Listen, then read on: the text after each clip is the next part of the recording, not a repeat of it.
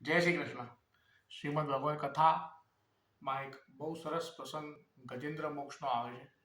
જે કથા તો બહુ જ નાની છે, પણ એનું જે જીવનસાર છે એ બહુ જ મહત્વપૂર્ણ અને બહુ વિશેષ છે, જે સાંભળવા યોગ્ય છે. કે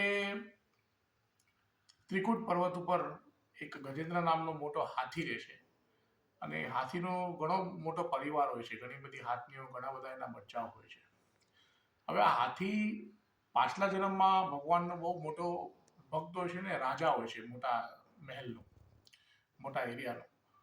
પણ એક ભૂલ એનાથી એ થઈ જાય છે કે એના જે ગુરુ હોય છે અગસ્ત્ય ઋષિ, એ જ્યારે એને મહેલમાં મળવા આવે છે ત્યારે એ ઊભો નથી થતો. તો એને એ અગસ્ત્ય ઋષિ શ્રાપ આપે છે કે તું જેમ હાથ બેઠો છે ને એવી રીતે હાથીના જેમ બેઠો રહેજે પાછા નેક્સ્ટ જન્મમાં. એટલે આ જન્મે હાથી બનીને આવ્યો છે. આ શું કામ કીધું મેં, એનું આગળ આપણે ચર્ચા જ્યારે કરશું ત્યારે એનું ખબર પડશે કે હાથી એના પરિવાર સાથે સરોવરમાં, મોટો સરોવર હોય છે એ ત્રિકૂટ પર્વત ઉપર, ત્યાં જલક્રીડા કરતો હોય છે ને મોજ મસ્તી કરતો હોય છે.